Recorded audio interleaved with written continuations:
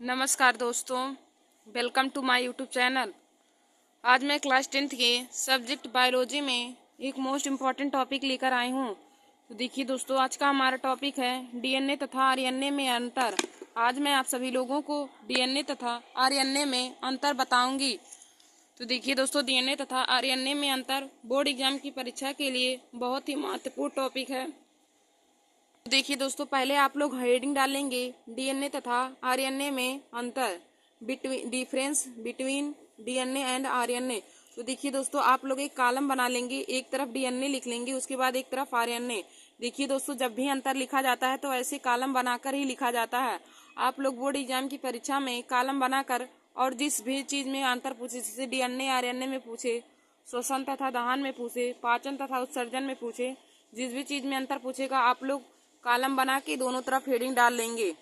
और देखिए दोस्तों, हेडिंग बना के कोई नहीं लिखेगा। अगर जैसे पहले डीएनए और आरएनए में हमें अंतर लिखना है तो पहले हम डीएनए हेडिंग डाल के डीएनए के बारे में लिख लें, उसके बाद आरएनए। तो उस तरह एग्जामिनर हमें पूरा मार्क्स नहीं देते हैं। लेकिन जब हम कॉलम बना के बगल बगल लिखते हैं तो उससे देखिए दोस्तों, हमारा अंतर पूरा पता चल जाता है और हमें फुल मार्क्स मिलते हैं। तो आप लोग अंतर लिखते समय इन बातों का जरूर ध्यान दीजिए कि कॉलम बनाकर ही आप लोग लिखेंगे। तो एक तरफ आप लोग कॉलम बना के हेडिंग डाल लेंगे डीएनए और एक तरफ आरएनए लिखेंगे। तो पहले अब डीएनए में नंबर 1 लिखेंगे कि इसमें डीऑक्सीराइबोस शर्करा होती है। डीएनए में डीऑक्सीराइबोस शर्करा होती है। अब हम आरएनए में लिखेंगे कि नंबर 1 इसमें राइबोस शर्करा होती है। आरएनए में राइबोस शर्करा होती है, जबकि डीएनए में डीऑक्सीराइबोस शर्करा होती है। तो देखिए दोस्तों, जब ऐसे हम कॉलम बना के लिखेंगे तो हमें पूरा अंतर पता चल जाएगा।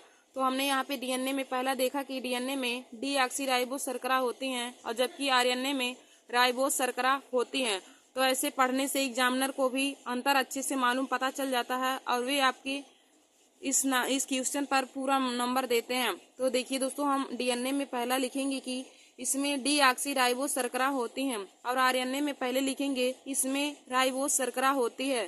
फिर हम डीएनए में नंबर दूसरा लिखेंगे इसमें फास्फोरिक अम्ल होता है। इसमें फास्फोरिक अम्ल होता है जो शर्करा की एक अणु को दूसरे में संयोजित करता है। देखिए दोस्तों, डीएनए में फास्फोरिक अम्ल होता है जो शर्करा के एक अणु को दूसरे अणु में संयोजित करता है, यानी कि शर्करा के एक अणु को दूसरे अणुओं में संयोजित या फिर एकत्रित करता है। अब हम आरएनए में देखेंगे तो हो जाएगा आरएनए डीएनए के समान होता है। आरएनए भी डीएनए के समान होता है, यानी कि आरएनए भी फास्फोरिक अम्ल होता है और जो शर्करा के एक अणुओं को दूसरे अणुओं में एकत्रित या संयोजित करता है। अब हम डीएनए में तीसरा देखेंगे कि डीएनए में हमारा तीसरा अंतर क्या है। तो इसमें लिखेंगे कि डीएनए में निम्नलिखित नाइट्रोजनस क्षारक होते हैं। नंबर 1 एडेनिन व ग्वानिन, ये प्यूरिन्स होते हैं। और नंबर बी है कि साइटोनिन व थायमिन होते हैं। इसमें नाइट्रोजन क्षार होते हैं एडेनिन, ग्वानिन, साइटोसिन और थायमिन।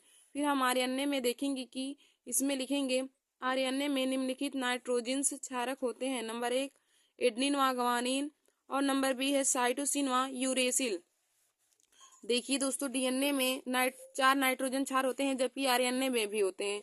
लेकिन डीएनए में एडेनिन, ग्वानिन, साइटोसिन और थायमिन्स होते हैं और जबकि आरएनए में एडेनिन, ग्वानिन, साइटोसिन और यूरेसिल होते हैं। यानी कि जो डीएनए में होगा वही आरएनए में होगा, लेकिन इसमें जो डीएनए में थायमिन होता है वही आरएनए में थायमिन की जगह पर इसमें यूरेसिल हो जाता है। तो देखिए दोस्तों, डीएनए तथा आरएनए दोनों में 4 नाइट्रोजन क्षार होते हैं, लेकिन डीएनए में एडेनिन, ग्वानिन, साइटोसिन व थायमिन होते हैं, जबकि आरएनए में एडेनिन, ग्वानिन, साइटोसिन व यूरेसिल होते हैं। एडेनिन व ग्वानिन प्यूरिन्स होते हैं, जबकि साइटोसिन व थायमिन पायरिमिडीन्स होते हैं। तो देखिए दोस्तों, आप लोगों को पता चल गया होगा कि डीएनए में कौन से नाइट्रोजन क्षारक होते हैं और आरएनए में। तो हमने आप लोग को बताया कि डीएनए में 4 नाइट्रोजन क्षारक होते हैं, एडेनिन, ग्वानिन, साइटोसिन और थायमिन। और जबकि आरएनए में भी 4 नाइट्रोजन क्षार होते हैं और आरएनए में एडेनिन, ग्वानिन, साइटोसिन व यूरेसिल होते हैं।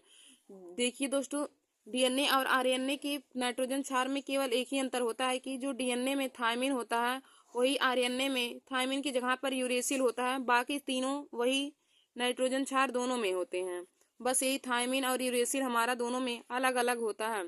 तो अब दोस्तों, हम अगला देखेंगे चौथा नंबर डीएनए में डीएनए में देखेंगे कि डीएनए अणु में न्यूक्लियोटाइड्स की दो लंबी श्रृंखलाएं एक दूसरे के चारों ओर वलय क्रम में कुंडलित रहती हैं।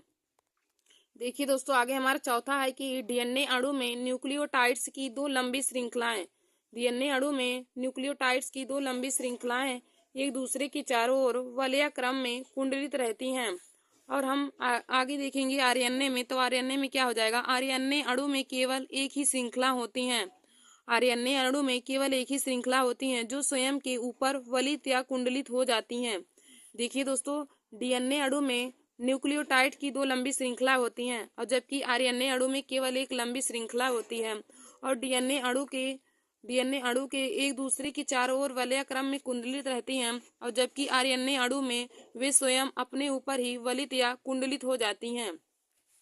देखिए दोस्तों, डीएनए और आरएनए में क्या अंतर होगा कि डीएनए अणु में दो न्यूक्लियोटाइड श्रृंखलाएं होती हैं जो एक दूसरे से वलय क्रम में कुंडलित रहती हैं और जबकि आरएनए में केवल एक ही श्रृंखला होती हैं जो स्वयं के ऊपर वलित या कुंडलित हो जाती हैं। फिर हम अगला अंतर लिखेंगे डीएनए में कि डीएनए में द्विगुणन की क्षमता होती है। डीएनए में द्विगुणन की क्षमता होती है और हम आरएनए में लिखेंगे कि आरएनए में द्विगुणन की क्षमता नहीं होती है। देखिए दोस्तों, डीएनए में द्विगुणन की क्षमता होती है और आरएनए में द्विगुणन की क्षमता नहीं होती है। फिर हम अगला अंतर देखेंगे डीएनए में कि डीएनए आनुवांशिकी पदार्थ है।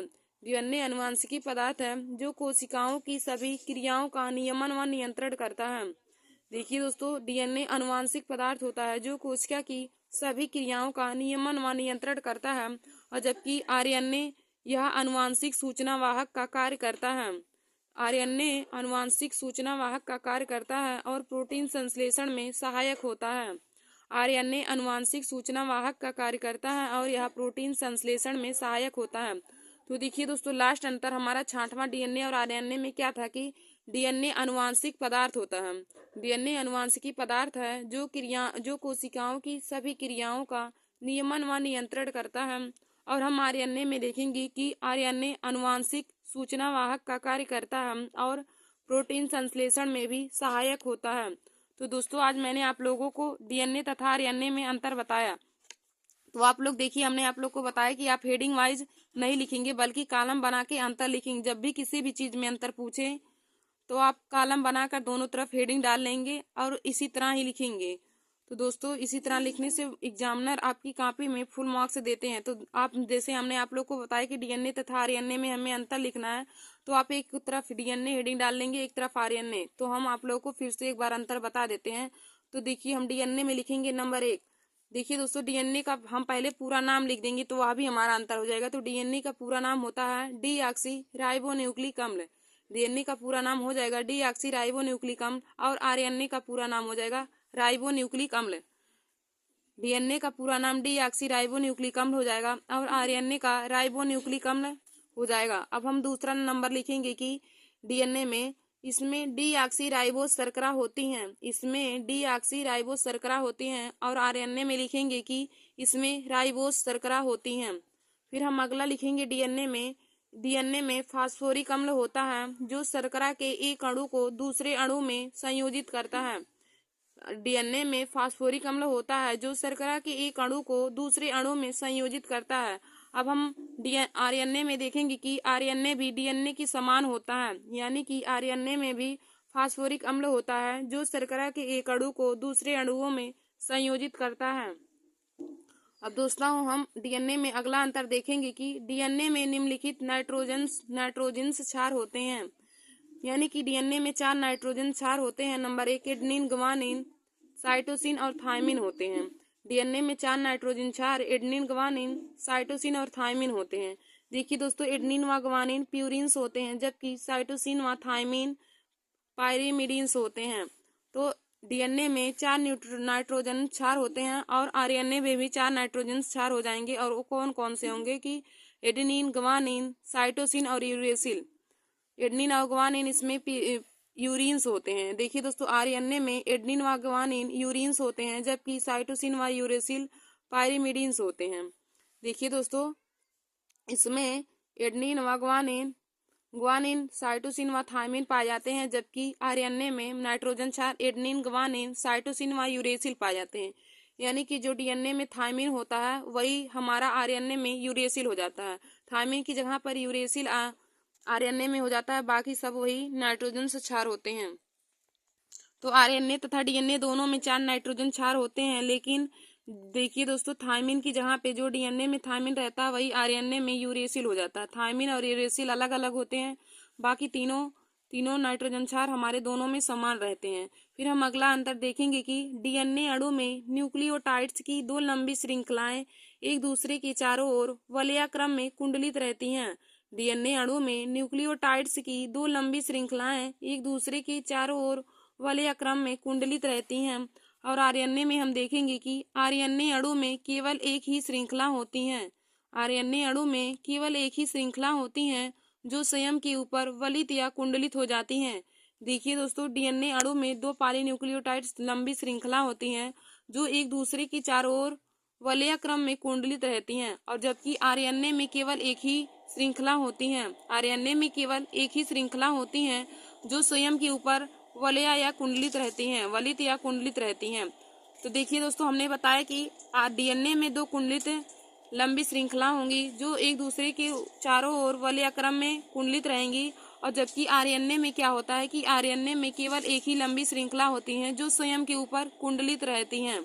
फिर हम अगला देखेंगे डीएनए में कि डीएनए में द्विगुणन की क्षमता होती है। देखिए दोस्तों, डीएनए में द्विगुणन की क्षमता होती है, और आरएनए में क्या होता है कि आरएनए में 2 गुणन की क्षमता नहीं होती है। डीएनए में द्विगुणन की क्षमता होती है और आरएनए में द्विगुणन की क्षमता नहीं होती है।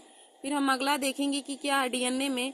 डीएनए अनुवांशिकी पदार्थ है। डीएनए अनुवांशिकी पदार्थ है जो कोशिकाओं की सभी क्रियाओं का नियमन व नियंत्रण करता है। और हम आरएनए में देखेंगे कि आरएनए क्या है। तो देखिए दोस्तों, ये आरएनए एक या अनुवांशिक सूचना वाहक का कार्य करता है। आरएनए अनुवांशिक सूचना वाहक का कार्य करता है और प्रोटीन संश्लेषण में भी सहायक होता है। आरएनए अनुवांशिक सूचना वाहक का कार्य करता है और प्रोटीन संश्लेषण में भी सहायक होता है।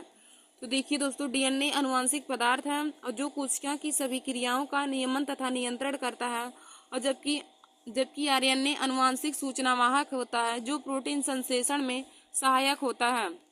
तो हमने आप लोगों को आज डीएनए तथा आरएनए के बारे में पूरा बता दिया है। तो दोस्तों, आप लोग डीएनए तथा आरएनए के बारे में यह अंतर अपने कॉपी में नोट कर लीजिए, क्योंकि बोर्ड एग्जाम की परीक्षा में डीएनए तथा आरएनए में अंतर भी पूछ लेता है। तो देखिए दोस्तों, डीएनए का पूरा नाम हो जाएगा डीऑक्सीराइबोन्यूक्लिक अम्ल और आरएनए का राइबोज न्यूक्लिक अम्ल। डीएनए में द्विगुणन की क्षमता पाई जाती है, आरएनए में द्विगुणन की क्षमता नहीं पाई जाती है। डीएनए एक अनुवांशिक पदार्थ होता है और आरएनए प्रोटीन संश्लेषण का कार्य करता है। और देखिए दोस्तों, डीएनए में दो कुंडलित पॉलीन्यूक्लियोटाइड लंबी श्रृंखला होती हैं जो एक दूसरे की चारों ओर वलयाक्रम में होती हैं, जबकि आरएनए में केवल एक ही श्रृंखला होंगी जो स्वयं के ऊपर ही कुंडलित होती हैं। और डीएनए में नाइट्रोजन क्षार जो होते हैं एडेनिन, ग्वानिन, साइटोसिन और थायमिन होते हैं, और जबकि आरएनए में एडेनिन, ग्वानिन, साइटोसिन और यूरेसिल होते हैं। यानी कि जो डीएनए में थायमिन होता है वही आरएनए में उसी की जगह पर यूरेसिल होता है, बाकी तीनों समान रहता है। और देखिए दोस्तों, डीएनए में डीऑक्सीराइबोज शर्करा पाई जाती है, जबकि आरएनए में राइबोज शर्करा पाई जाती हैं। तो दोस्तों, आशा करती हूँ कि आज का हमारा यह वीडियो आप लोगों को समझ में आया होगा।